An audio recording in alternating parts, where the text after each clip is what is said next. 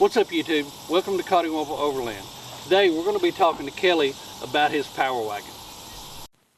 Coddiwomple Overland is proudly powered by Cummins Off-road, home of the Lifetime powertrain.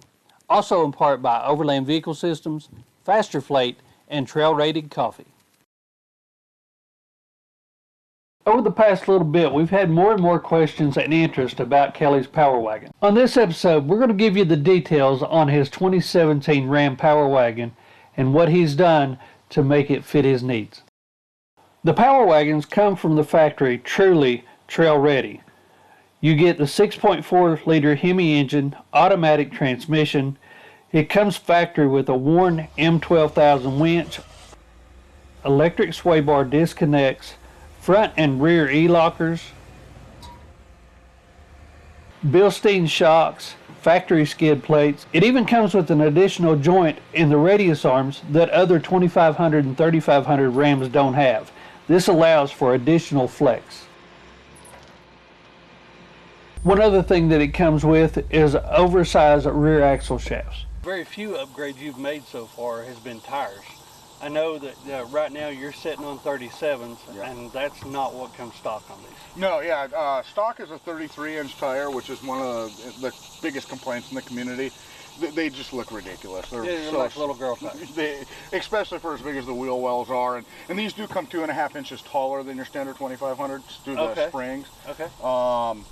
But yeah, the 33s look just silly. I went to 35s first on stock rims. Did 3 sets of 35s, went to 37s on the stock rims, and you do start running into some radius arm and sway bar rubbing, and a little bit of fender well, depending on the truck. Some don't experience it as bad as others. So I did eventually upgrade to the AEV Saltas. They've got the proper backspace to kind of get it out away from the fenders. I still rub a little bit, and these 37s, these are 37 1350s. Okay. So it's a wide 37. Yeah. And it's a bulgy sidewall one at that. So this is kind of worst case scenario for a 37.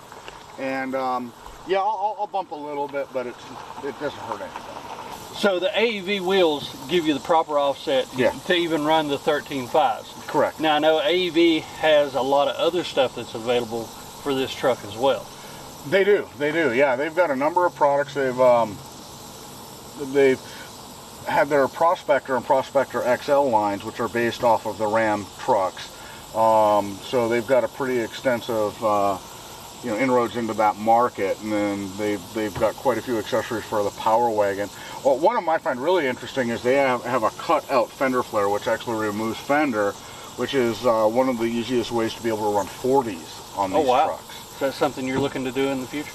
It's something I keep going back to. I do. Okay. I wouldn't mind 40s. Yeah. I'm more to the point, I wouldn't mind a little extra ground clearance that 40s would give me. But yeah, I am looking at possibly the AEV cutouts, and I'm really seriously looking at the Thurin springs for it. When we look at the front of my truck's dropped about 2 inches in front. Yeah. From what it was stock. I'm pretty nose down right now. But you've got some miles on this, right? I've got 115,000 miles on this. I've done all the wheeling with you guys, and that's really only about a third of the wheeling I've actually done. I do a lot of stuff outside of Coddiwomple. So yeah, I have literally tens of thousands of miles off-road. So yeah, the shocks and the springs have pretty much had it. Yeah, exactly. Yeah, they're shot, but they earned their keep. Yeah. One of the other major additions that Kelly's made to the power wagon is his rock sliders by White Knuckle Off-road. He hasn't even painted them because he knew he was going to beat on them constantly. So on the inside, you haven't made a whole lot of changes, but what have you upgraded? I added a Ram mount system, and this is just a little custom plate I fabricated out of 1/4-inch aluminum. The newer trucks have USB chargers up here. Mine didn't, so I added them myself. Everything's down behind the radio cluster. I have a ham radio license, so I have a Yaesu FTM 400, which is a radio I've been really impressed with. Lot of valuable features for overlanding and off-roading, I feel. So that is APRS too, right? Correct. That does. Yep, that does APRS.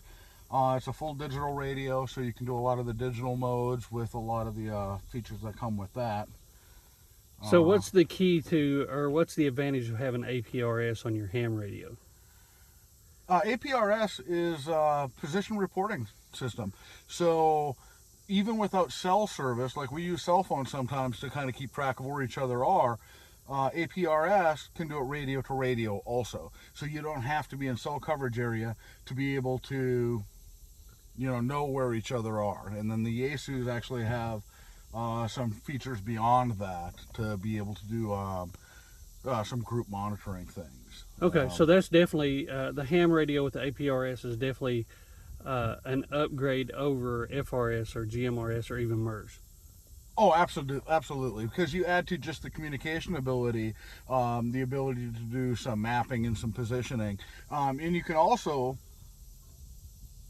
send the APRS from this to an Android phone or an Android tablet and have it overlay on maps also. That's cool. So, yeah, not all map programs support that, but there are a few out there that do.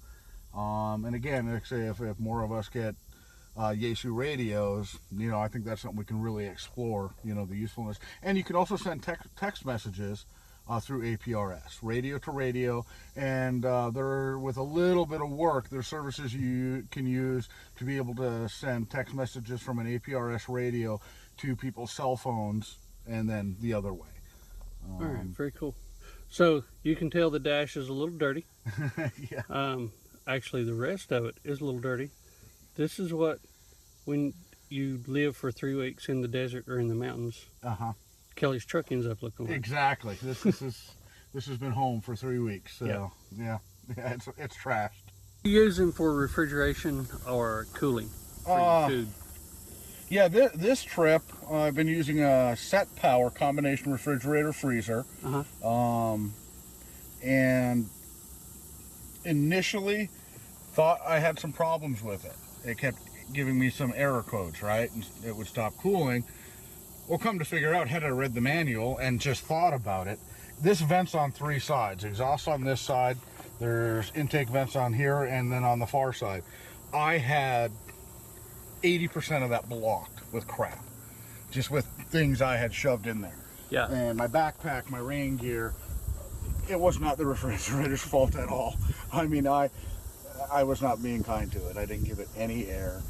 Once we moved just a little bit of that stuff away, it's performed flawlessly.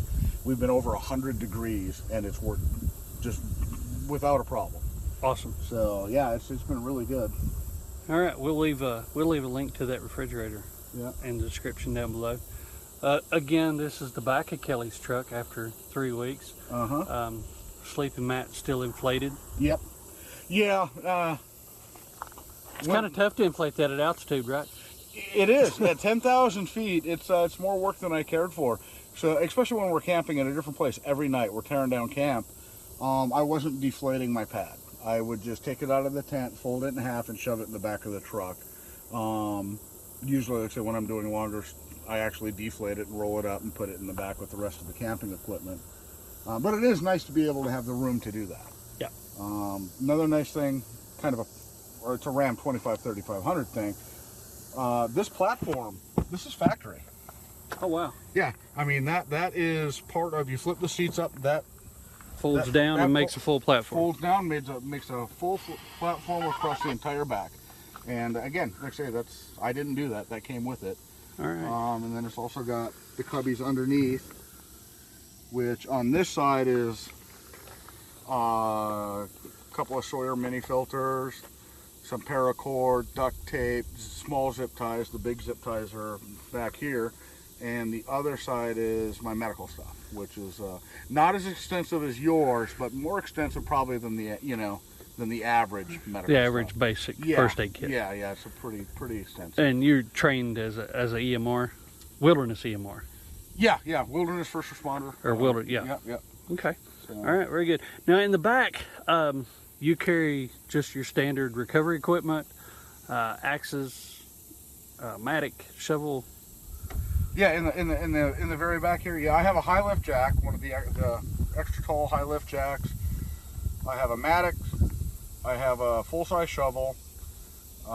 Between the back seat and back here, I've got a 30-foot and a 40-foot recovery strap, a tree saver, a couple of hard shackles. I have a pulley, an okay pulley.